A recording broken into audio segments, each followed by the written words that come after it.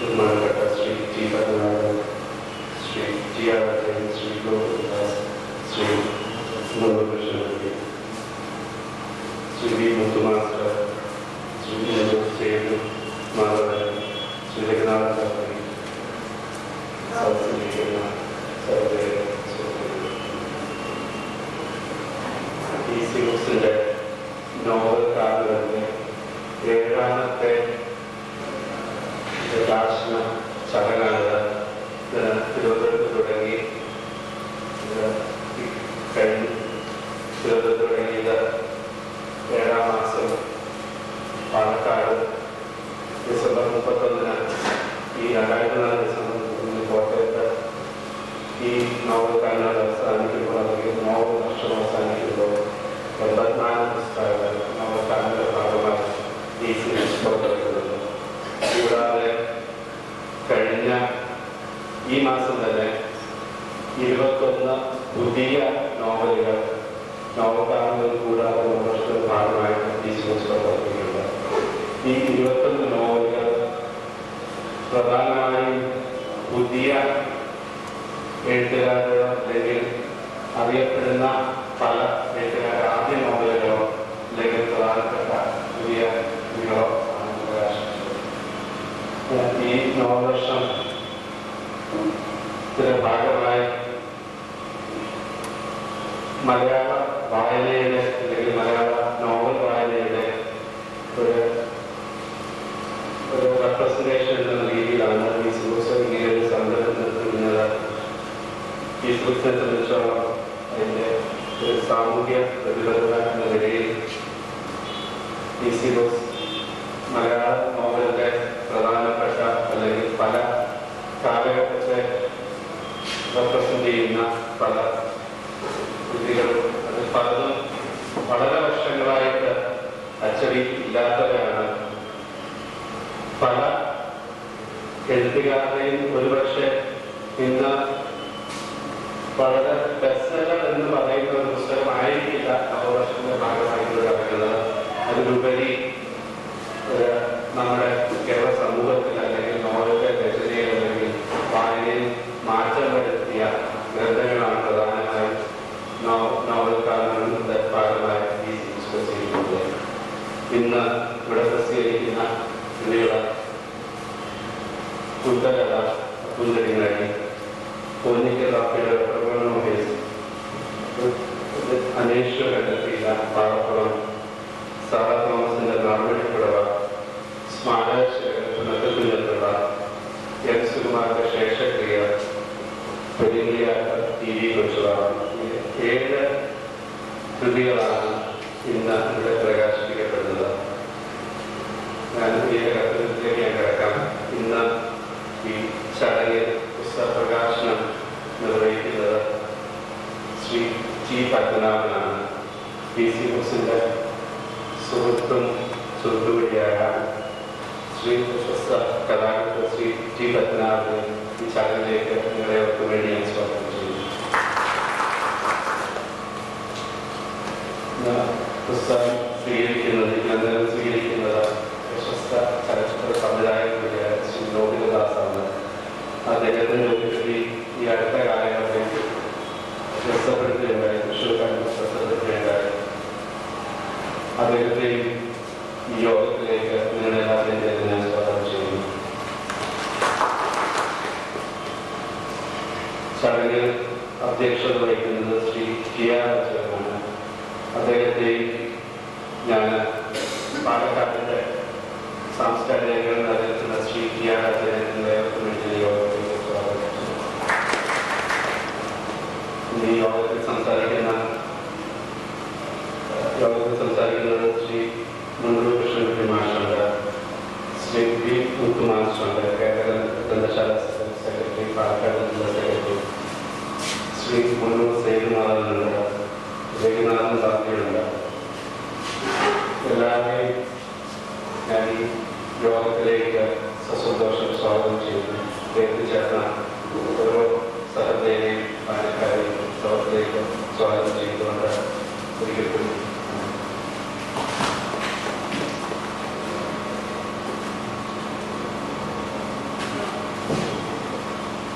പുസ്തക പ്രകാശനത്തിന് നിർവഹിക്കാനായി ശ്രീ ഇ പത്മനാഭൻ അവരുടെ ക്ഷണിക്കുന്നു.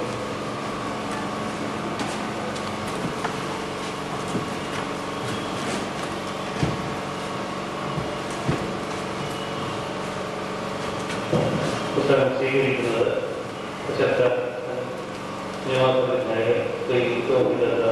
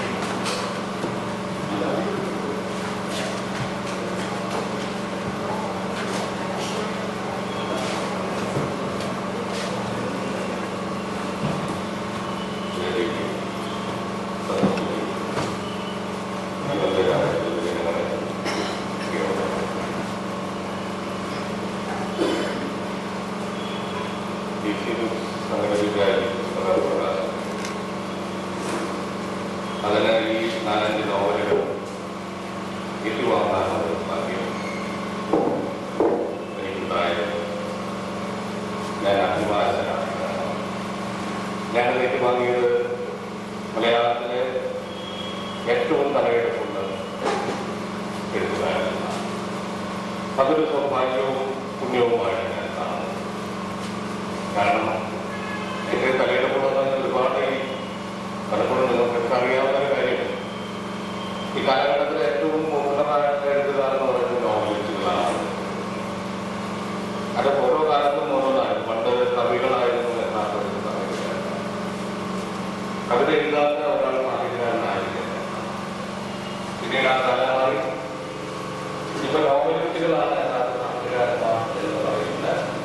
ഇത് സമാജകരമായി വിശ്വസിക്കുന്ന ഒരു കാലത്ത് എഴുതുകളുടെ ശക്തി വൈഭവങ്ങൾ മാത്രം ഇങ്ങനെ കലയുന്നതിൽ നിന്ന്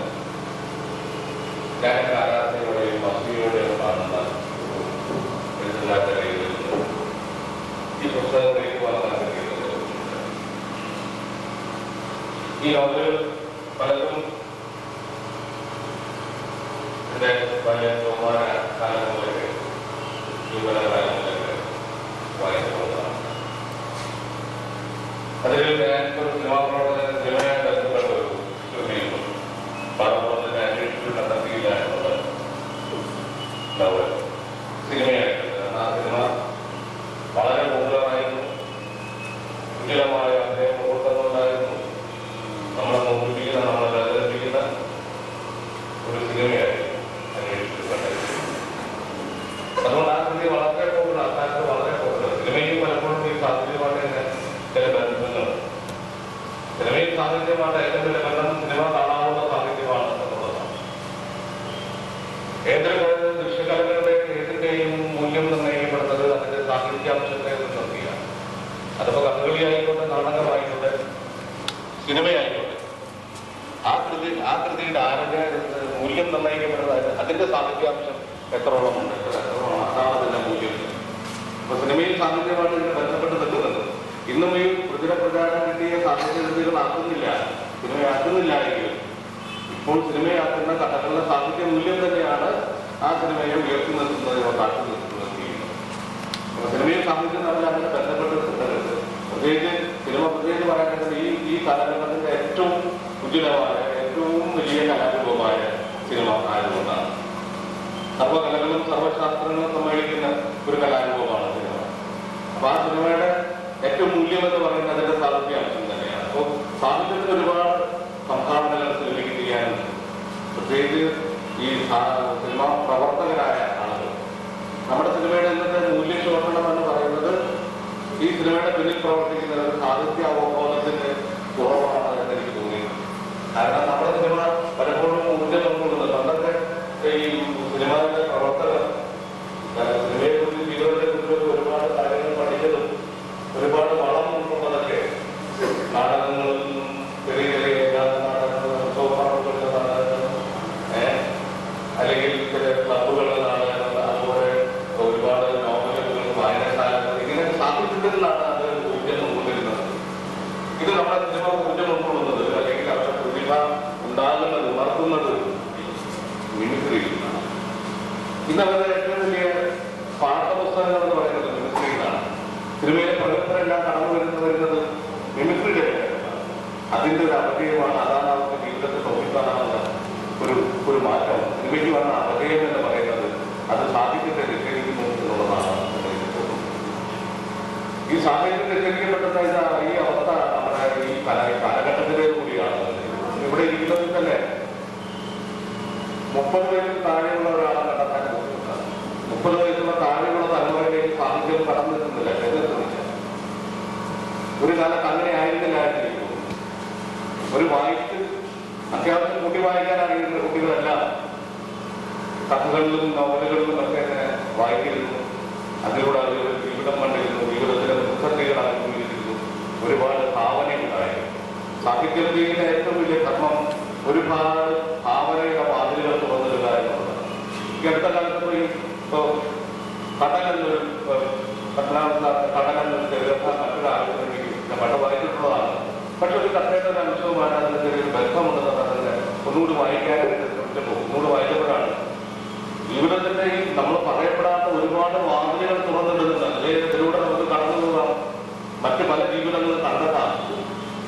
തുറന്നു പറയാത്ത ഒരുപാട് ജീവിതങ്ങളുടെ അല്ലെങ്കിൽ ഒരുപാട് ഭാവനകൾ ഭാവനയുടെ വാതിൽ തുറക്കുന്ന ഒരുപാട് കവാടങ്ങളുണ്ട് ആ കൊച്ചു കഥയിൽ. അപ്പൊ ഇങ്ങനെ ഒരുപാട് ഭാവന സമ്മാനിക്കുന്നതാണ് സാഹിത്യം. ഭാവനയുടെ വാതിലുകളെല്ലാം തുറന്നിടുന്നതാണ്. ഇന്ന് ആ സാഹിത്യം ഒരു തലമുറയിലേക്ക് ചെന്നെത്തുന്നില്ല.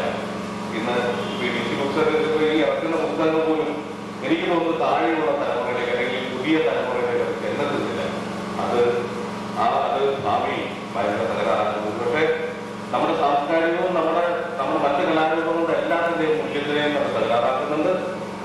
പുസ്തക വിൽപ്പന എന്ന വ്യാപാരത്തെ പോലും അത് ഭാവിയിൽ തകരാറാക്കുന്നുണ്ടെന്ന് എനിക്ക് തോന്നുന്നു. അതുകൊണ്ട് മറ്റുള്ള നമ്മുടെ താഴെയുള്ള ഒരു തലമുറയിലേക്ക് കൂടി സാഹിത്യം ചെന്നെത്തണം, സാഹിത്യത്തിന്റെ മൂല്യങ്ങൾ ചെന്നെത്തണം. അതൊക്കെ അങ്ങനെ ഒരു പ്രവർത്തനം കൂടി ഈ DC ബുക്സിന്റെ ഭാഗത്തു നിന്നുണ്ടായാൽ അത് DC ബുക്ക് എന്ന വ്യാപാര സ്ഥാപനം ഈ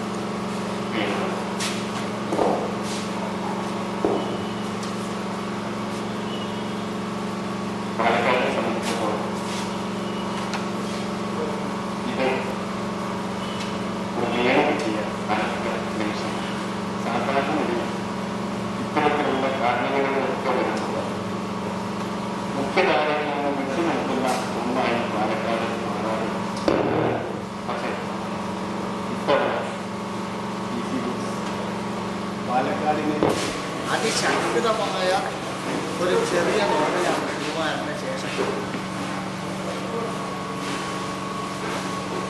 അതുപോലെ ആദ്യത്തെ നോവൽ എന്നുള്ള നിലയ്ക്ക് വളരെ ശ്രദ്ധേയമായിട്ടുള്ള ആ നിലയ്ക്ക് വളരെ ശ്രദ്ധേയമായിട്ടുള്ളതാണ് ഉദ്ദലം. നമ്മുടെ സുമാരൻ്റെ ഒന്നും കൂടിയാണ് ഇതിലെഴുതി അപ്പുതെടുക്കാൻ. ഇങ്ങനെയുള്ള വ്യത്യസ്ത സ്വഭാവങ്ങളുള്ള നോവലുകൾ പ്രസിദ്ധീകരിക്കാൻ നിശ്ചയിച്ചു എന്നുള്ളത് DC ബുക്സ് കാണിക്കുന്ന ധൈര്യം തന്നെയാണ്. സീരിയസ് ആയിട്ടുള്ള വായനയിലേക്ക്, ഗൗരവപ്പെട്ട വായനയിലേക്ക് നമ്മളെ കൂട്ടിക്കൊണ്ടുപോകുക. വായന മരിക്കുന്നു എന്ന് ആക്ഷേപിക്കുന്ന ഘട്ടത്തിൽ മലയുടെ അടുത്തേക്ക് മുഹമ്മദ് പോയ പോലെ വായനയിൽ നിന്ന് DC ജനങ്ങളുടെ ഇടയിലേക്ക് വരികയാണ്.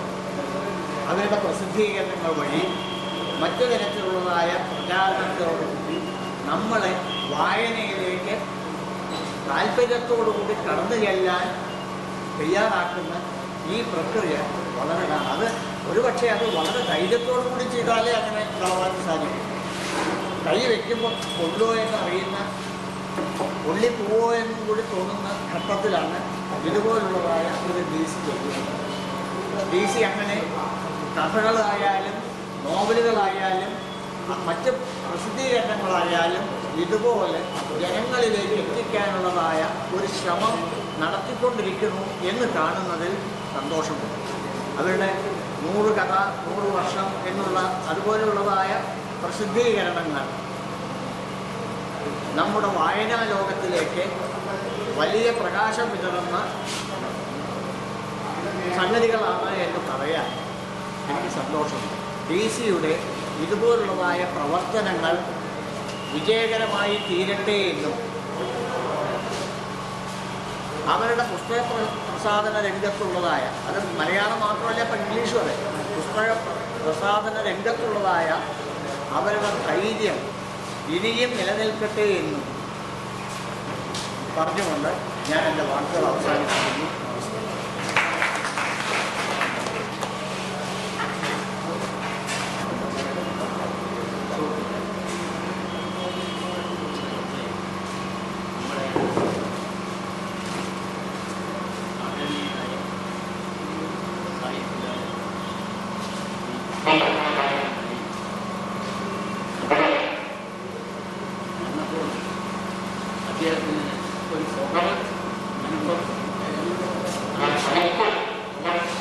ഉണ്ടായിരുന്ന അപശബ്ദം കേട്ടപ്പോഴാണ് ഇതും പറഞ്ഞത്. ഇപ്പോൾ ശരിയായി, ഇതെന്തുകൊണ്ടില്ലായിരുന്നു എന്ന് ഞാൻ ആലോചിച്ചുകൊണ്ടിരിക്കുകയായിരുന്നു എന്നാണ് അദ്ദേഹം പറഞ്ഞത്. വേദികളിലൂടെ ഇങ്ങനെ പടർന്ന് നടക്കുന്നവരാണ് നമ്മുടെ സ്വാമികളെല്ലാം തന്നെ ഈ വേദിയിട്ടുള്ള എല്ലാ മിക്കവാറും അവർക്ക് വൃത്തിയാക്കപ്പെട്ടതാണ്. അതുകൊണ്ടാണ്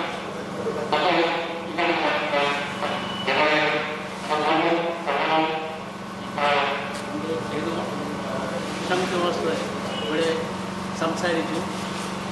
അദ്ദേഹം സംസാരിച്ചപ്പോൾ ഒടുവിൽ ആദ്യം കേട്ടത് അദ്ദേഹത്തിന് ശബ്ദമായിരുന്നില്ല മൈക്കിലൂടെ, പക്ഷേ പിന്നീട് നേരിട്ട് യാതൊരു ഉത്തരവുമില്ലാതെ പറഞ്ഞപ്പോൾ അദ്ദേഹത്തിൻ്റെ യഥാർത്ഥ ശബ്ദം നമുക്ക് മനസ്സിലാക്കാൻ കഴിയുന്നതാണ്.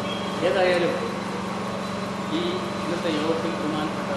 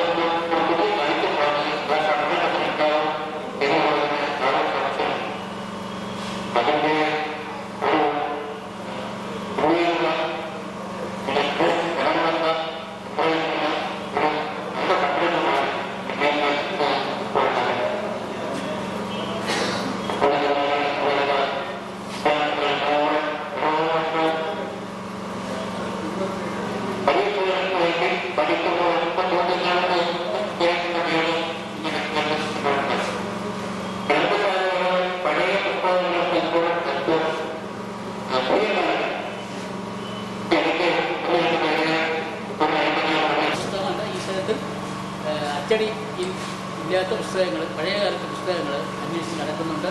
ഈ ഒരു സംരംഭം ഏറ്റവും വളരെ അക്ഷരസ്ത്രീകൾക്ക് ഏറ്റവും സന്തോഷകരമായ ഒരു സംരംഭമാണിത്. അങ്ങനെ എല്ലാ ആശംസകളും നേരുന്നു.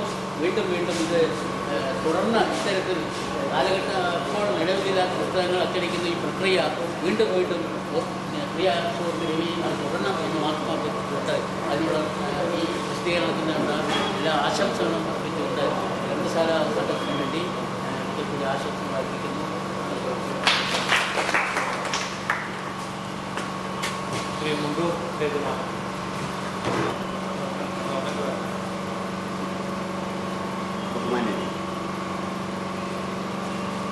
DC ബുക്സിൻ്റെ ഈ നോവൽ കാർണിവലിൽ അതുമായി ബന്ധപ്പെട്ട പുസ്തക പ്രകാശനത്തിൽ പങ്കെടുക്കാൻ കഴിഞ്ഞതിൽ എനിക്ക് വലിയ സന്തോഷമുണ്ട്. മലയാളത്തിലെ ഏറ്റവും പ്രധാനപ്പെട്ട പുസ്തക പ്രസിദ്ധീകരണശാല മാത്രമല്ല DC. പുതിയ കാലത്ത് DC ബുക്സ്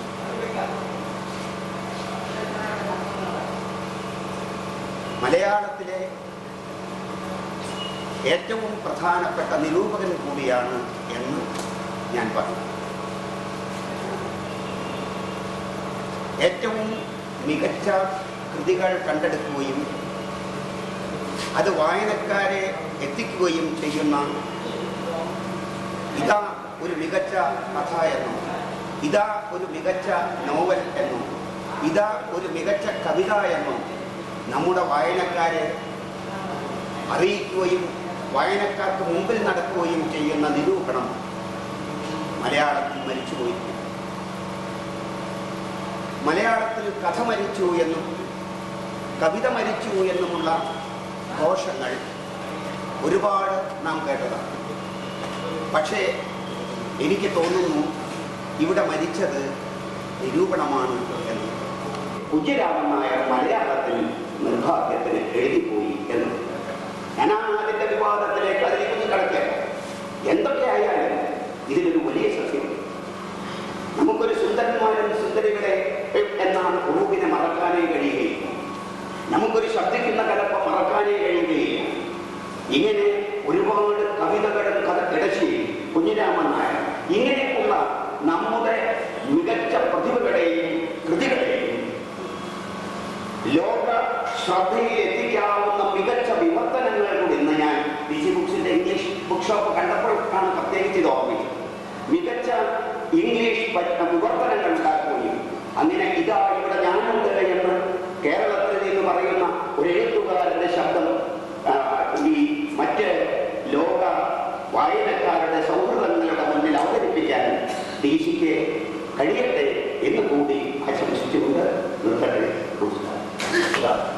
വ്യക്തികളെ, പ്രിയമുള്ള സദസ്യർ, ഇവിടെ ശ്രീ പത്മനാഭൻ പുസ്തകം പ്രകാശനം ചെയ്തുകൊണ്ട് വർത്തമാന സാഹിത്യത്തിൻ്റെ ചില പ്രശ്നങ്ങളിലേക്ക് വരികയുണ്ടായി. അതോടൊപ്പം തന്നെ പുസ്തക വിൽപ്പനയെ സംബന്ധിച്ച്, വായനയെ സംബന്ധിച്ച് ഉള്ള ചിന്തകൾ അനുബന്ധമായി വരികയുണ്ടായി. സേതുമാസം സംസാരിച്ചപ്പോൾ നിരൂപണത്തിൻ്റെ ഒരു ഇല്ലായ്മയിലേക്ക് അദ്ദേഹം നിരന്തരി. ഇതെല്ലാം വാസ്തവങ്ങളാണ്. എല്ലാ കാലത്തും ചർച്ച ചെയ്യപ്പെട്ട് വരുന്ന സാഹിത്യത്തിൻ്റെ പ്രസക്തി, സാഹിത്യത്തിൻ്റെ ശക്തി, സാഹിത്യത്തിൻ്റെ സമൂഹത്തിലുള്ള സ്വാധീനം എന്നിങ്ങനെയുള്ള കാര്യങ്ങൾ പൊതുവെ വളരെ വലിയ കാലഘട്ടത്തിലാണ് ഇന്ന് നാം ജീവിക്കുന്നത് എന്നത് വലിയൊരു സത്യമാണ്. ലോകത്ത് ഒരിടത്തും വലിയ സാഹിത്യങ്ങൾ ആ അർത്ഥത്തിൽ ഉണ്ടാകുന്നില്ല എന്ന ഒരു സത്യവും നല്ല വായനക്കാർക്കറിയാം. ഒരുപക്ഷെ പല കാരണങ്ങളുണ്ടാകും. എങ്കിലും എനിക്ക് തോന്നുന്നു 2000-ഓടെ പുസ്തകങ്ങൾ അപ്രത്യക്ഷമാകുമെന്ന് ബിൽ ഗേറ്റ്സിനെ പോലുള്ള ഒരു ഭീമൻ പറയുകയുണ്ടായി. ഇന്ന് അത് കഴിഞ്ഞു, വർഷങ്ങൾ 4 കഴിഞ്ഞിരിക്കുന്നു. പക്ഷേ പുസ്തകങ്ങൾ മരിക്കുന്നില്ല. ഒരിക്കലും ഒരു വ്യക്തിയുടെ സ്വകാര്യത മരിക്കില്ല എന്ന് പറയുന്നത് പോലെ പ്രസക്തമാണ് പുസ്തകങ്ങൾ മരിക്കില്ല എന്ന് പറയുന്നത്. കാരണം ഏറ്റവും ജൈവമായി ഒരുവൻ അവന്റെ ലോകം സൃഷ്ടിക്കുന്നത് ഇപ്പോഴും വായനയിലൂടെ ആയിരിക്കണം. അത് തന്നെ ആയിരിക്കണം ഈ നിലനിൽപ്പിന്റെയും കാരണം. പിന്നെ പുതിയ തലമുറ വായനയിലേക്ക് വരേണ്ട ആവശ്യം, അതിനെ സംബന്ധിച്ചുള്ള കാര്യങ്ങൾ എല്ലാം ഒരുപാട് ഘടകങ്ങളുണ്ട്. നമ്മുടെ വിദ്യാഭ്യാസ സമ്പ്രദായം മുതൽ ഒരുപാട് ഘടകങ്ങൾ അതുമായി ബന്ധപ്പെട്ടിരിക്കുന്നു. ഇന്ന് ഞാൻ പത്രത്തിൽ വായിച്ചത് എറണാകുളത്ത് കഴിഞ്ഞ ദിവസം നടന്ന ഒരു വലിയ ചർച്ചയിൽ ഡോക്ടർമാർ പൊതുവെ നിർദ്ദേശിച്ച വലിയൊരു നിർദ്ദേശത്തിന്റെ അടിസ്ഥാനത്തിൽ LKG UKG കുട്ടികൾക്ക് 1 കിലോയിലധികം വെയിറ്റുള്ള ബാഗുകൾ ഇനി വേണ്ട എന്നും ഒരിക്കലും അവർ മാതൃഭാഷയല്ലാത്തൊരു ഭാഷയിൽ ചിന്തിക്കുകയോ പഠിക്കുകയോ ചെയ്യേണ്ടതില്ല എന്നും പൊതുവായ തീരുമാനം എടുക്കാൻ എറണാകുളം പോലുള്ള ഒരു വലിയ സിറ്റിയിൽ 27 സ്കൂളുകളുടെ പ്രിൻസിപ്പൽമാർ ഒരു തീരുമാനമെടുത്തു. ഒരുപക്ഷെ ഇതൊക്കെ ചില തിരിച്ചറിവുകളായിരിക്കാം. ഇതിലൂടെയൊക്കെ നാളെ ഇത് വളരുകയാണെങ്കിൽ, ഇത്തരം രീതിയിൽ എന്തെങ്കിലും മാറ്റങ്ങൾ ഉണ്ടായാൽ നേരത്തെ പറഞ്ഞതുപോലെ ഈ സാമൂഹിക പഠനമോ സാഹിത്യ പഠനമോ ഒക്കെയുള്ള തലമുറ വീണ്ടും നേരത്തെ പറഞ്ഞതുപോലെ 30-ൽ താഴെയുള്ളവരിലും ഇതിലേക്കും എത്തും എന്ന് നമുക്ക് പ്രതീക്ഷിക്കാം. അതുപോലെ സാഹിത്യത്തിന്റെ വളർച്ചയിൽ, ചർച്ചയിൽ, നിരൂപണത്തിൽ എല്ലാം ശ്രീ പത്മനാഭൻ സാറിവിടെ പറഞ്ഞ ഒരു പ്രയാസപ്പെട്ട അദ്ദേഹത്തിന് വിഷമമുണ്ടായി എന്ന് പറയുന്ന ഒരു കഥ ശരിയാണ്. അല്ലെങ്കിൽ അത് ചർച്ചയുടെ പുതിയ ഏരിയകൾ, ലൈംഗികത, വിമത ലൈംഗികത എന്ന പറഞ്ഞ പോലുള്ള ചർച്ചകൾ വരുമ്പോൾ ഞാൻ രാവിലെ വായിച്ചൊരു കഥ, ജോണി ജെ കാന്തോട്ട് എന്ന് പറയുന്ന ഒരാള് ഭാഷ പുതിയല്ലേ ഒരു കഥ എഴുതി, ലെസ്ബിയൻ ഹസ്ബൻഡ് എന്ന പേര്. ഒരുപക്ഷെ എനിക്ക് തോന്നുന്നു അത്തരം ചർച്ചകളിലൂടെ ഉണ്ടാകുന്ന അതിന്റെ മറ്റൊരു തലം ആ കഥ അനാവരണം ചെയ്യുന്നുണ്ട്. ലെസ്ബിയൻ എന്ന രീതിയിൽ ജീവിക്കണം എന്ന് പറയുന്ന ആളുകൾ ജീവിക്കട്ടെ എന്നാണ് ഇപ്പോഴത്തെ ഏറ്റവും വലിയ ചർച്ച. അങ്ങനെയാണെങ്കിൽ അങ്ങനെയുള്ളവരിൽ ഉണ്ടാകുന്ന പ്രശ്നമാണ് ഈ കഥ.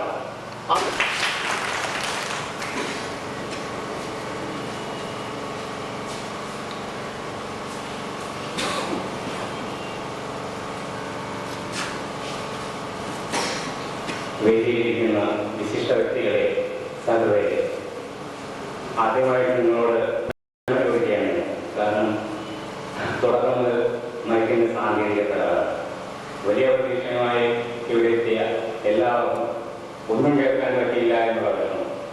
സിനിമയിലാണെന്ന് നമുക്കൊരു ടേക്കും കൂടി പറയാറുണ്ട്. ഇവിടെ അതൊന്നും കിട്ടിയില്ല.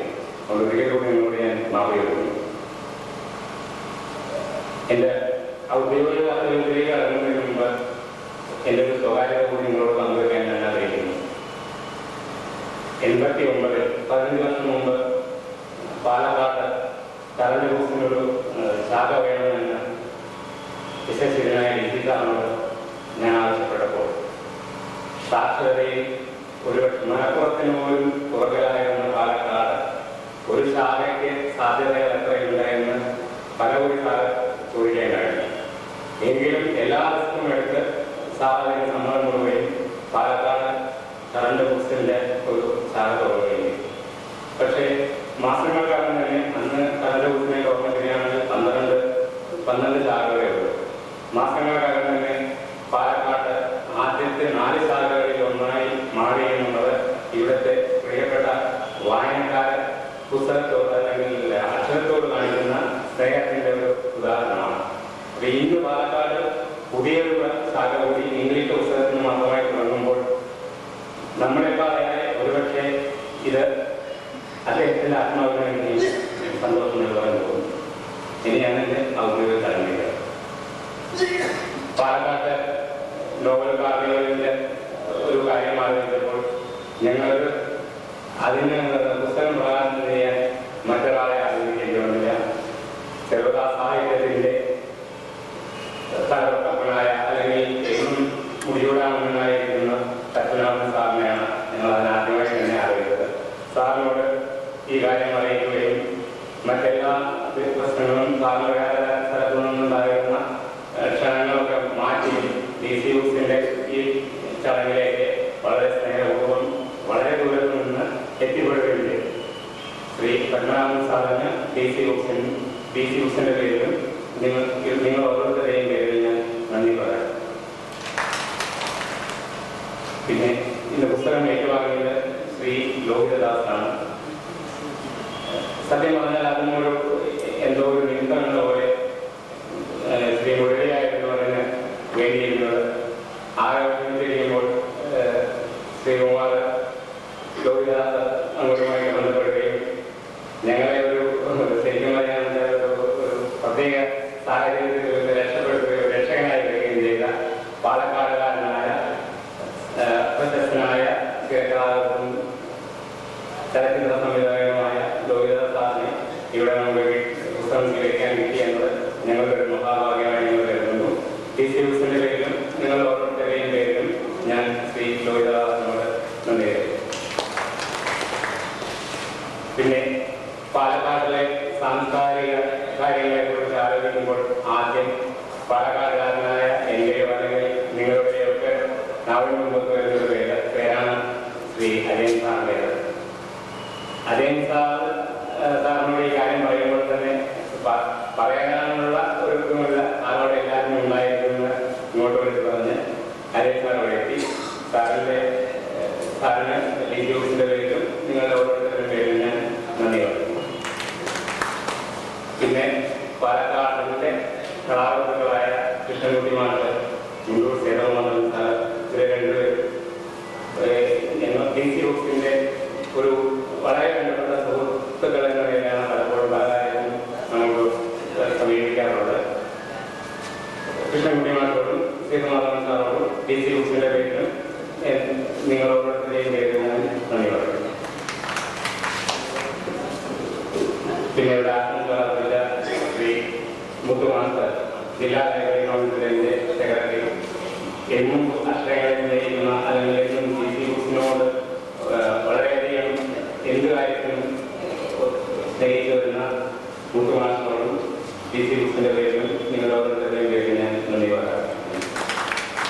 പിന്നെ നമ്മുടെ യുവ എഴുത്തുകാരൻ തിരുനാഥൻ പറയും അദ്ദേഹം ഇങ്ങനൊരു സംരംഭം പറഞ്ഞപ്പോൾ തന്നെ വളരെ സന്തോഷത്തോടെ ആ ക്ഷണം സ്വീകരിക്കുകയും ഇവിടെ എത്തിച്ചേരുകയും ചെയ്തു.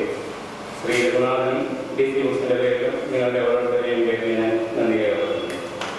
അവസാനമായി എൻ്റെ നാട്ടുകാരോട് ഇവിടുത്തെ പ്രിയപ്പെട്ട വായനക്കാരോട് ഈ യോഗത്തിൽ സംബന്ധിക്കുകയും ഈ മൈക്കിൻ്റെ സാങ്കേതിക പ്രശ്നങ്ങൾ പോലും വകവയ്ക്കാതെ ക്ഷമയോടെ ഇവിടെയിരുന്ന ഓരോരുത്തരോടും DC ബുക്സിൻ്റെ പേരിലും എൻ്റെ സ്വന്തം പേരിൽ ഞാൻ നന്ദി പറയുന്നു. നമസ്കാരം.